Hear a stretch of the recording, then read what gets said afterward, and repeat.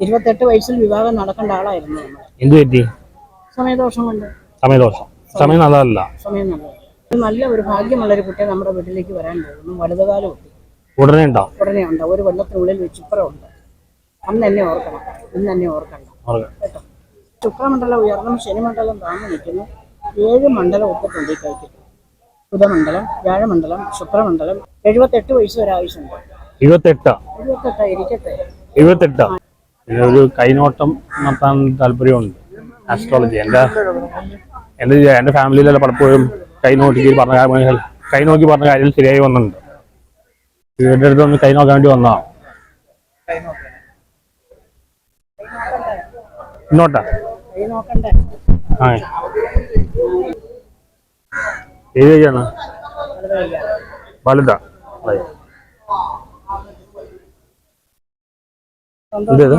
സന്തോഷമായിട്ട് പൈസ വെച്ചോ. തന്നില്ല കേട്ടോ എനിക്ക്. എന്താ നമ്മളുടെ പേര്? സന്തോഷ്. നാളെന്താണ്? റോഹിണി. ഹിന്ദു അല്ലേ? ഹിന്ദു അല്ലേ? അല്ല, ക്രിസ്ത്യാനിയാ. ആണോ? സാരമില്ല. എല്ലാ ദൈവവും ഒന്നേ ഉള്ളൂ. ദൈവങ്ങളെല്ലാം ഒന്നേ ഉള്ളൂ. ദൈവങ്ങൾ രണ്ടില്ല. ഓക്കെ.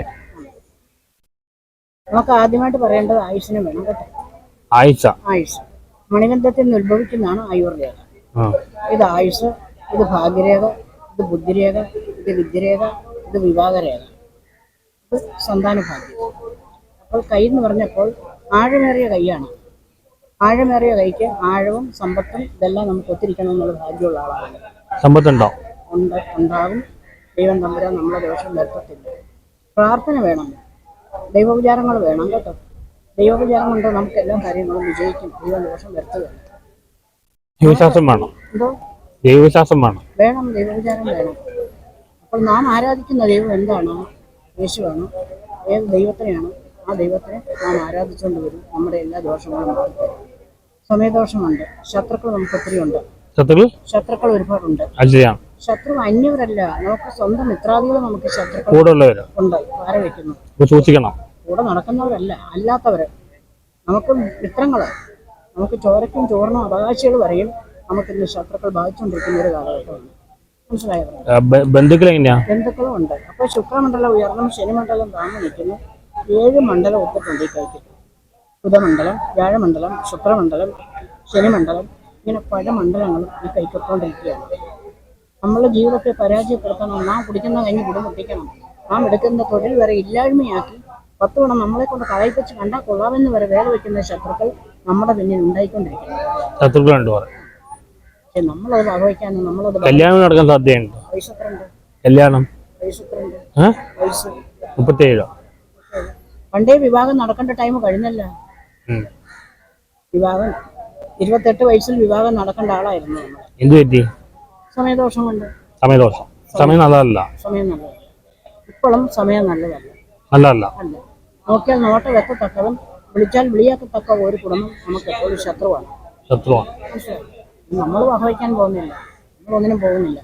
നമ്മുടെ കാര്യം നോക്കി നമ്മൾ ജീവിച്ചു പോകുന്നു.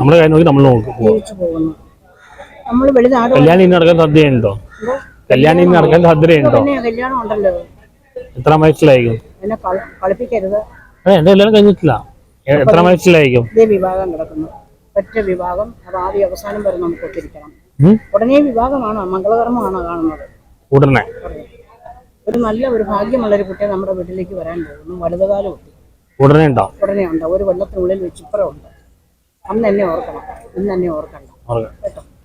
അപ്പൊ പെറ്റമ്മയുടെ കാര്യത്തിൽ വിഷമമുണ്ട്. എന്താ? അമ്മയെ കൊണ്ട് ദുഃഖമുണ്ടോ? അമ്മയുണ്ടോ? പിതാവ് പരിശ്രമിച്ചു, അന്യവർ ഉയർന്നു. അന്യവർക്ക് ജീവിക്കാൻ പിതാവ് നല്ല വഴി കാണിച്ചു കൊടുത്തു. നമുക്ക് കിട്ടിയതെല്ലാം പരാജയങ്ങളാണ്. നമ്മൾ അന്യ ദുഃഖം കണ്ട് സന്തോഷിക്കട്ടെ. നമ്മൾ ആരാന്റെ ദുഃഖത്തിൽ നമ്മൾ പങ്കെടുക്കുന്നു. നമുക്ക് എന്നും കിട്ടിക്കൊണ്ടിരിക്കുന്ന എല്ലാം പരാജയം. ആഹാരം, ആഡംബരം, വസ്ത്രം, ഇങ്ങനെയുള്ള കാര്യങ്ങൾക്ക് ഒരിക്കലും മുട്ട് വരികയല്ല. നല്ല ഫലമാണ്. നല്ല കുടുംബത്തിൽ നിന്നൊരു പെൺകുട്ടി നമ്മുടെ കുടുംബത്തിലേക്ക് വന്നു കയറാൻ പോവാണ്. എത്ര നാളുള്ള? ഉടനെ ഒരു കൂടി വന്ന 9 മാസത്തിനുള്ളിൽ വെച്ച് നല്ലൊരു കുട്ടി നമ്മുടെ വീട്ടിലേക്ക് വരാൻ പോകും. 9 മാസമുള്ള പെൺകുട്ടി എന്റെ ജീവിതത്തിലേക്ക് വരും. 9 മാസം എന്നും കൂടെ കൂട്ടി 9 മാസത്തിനുള്ളിൽ ഒരു കുട്ടി നമ്മുടെ വീട്ടിലേക്ക് വരാൻ പോകുന്നു, അന്ന് എന്നെ ഓർത്താൽ മതി, ഇന്ന് എന്നെ ഓർക്കാം. ഇന്നത് വെറുതെ ആ നുണയാ തമാശ എന്ന് വിചാരിച്ചു അന്ന് എന്റെ ആയുഷ് എങ്ങനെയാണ്? എത്ര നാളുണ്ടോ? ആയുഷുണ്ട്. ഇതാ ആയുർവേദ 78 വയസ്സ് വരെ ആയുഷുണ്ട്. 28 ഇരിക്കട്ടെ. 78 78 ചില കാര്യം മനസ്സുകൊണ്ട് പ്ലാൻ ഇടുന്നു. ആ കാര്യം പറഞ്ഞാൽ ദോഷം വരുമോ ഗുണം വരുമോ രണ്ട് സംശയത്തിലാണ്. നമ്മളൊരു മനസ്സായിട്ട് ഒരുപാട് ശത്രുക്കളുണ്ടല്ലോ അല്ലേ? ഒരുപാട് നമ്മൾ വഹിക്കാൻ പോകും. ശത്രു ലക്ഷ്യമുണ്ടെങ്കിലും നമുക്കത് ബാധകമല്ല എന്നുള്ള ഫലമാണ്. ഒരു കാര്യം മനസ്സുകൊണ്ട് പ്ലാൻ ഇടുന്നു. ആ കാര്യം പറഞ്ഞാൽ ദോഷം വരുമോ ഗുണം വരുമോ രണ്ട് സംശയത്തിലാണ്. രണ്ട് സംശയം കൂടാതെ ഒറ്റ മനസ്സോടുകൂടി നമ്മൾ ആ കാര്യത്തിൽ ഇറങ്ങിയിട്ടുള്ളൂ. ദൈവഭക്തി വേണം.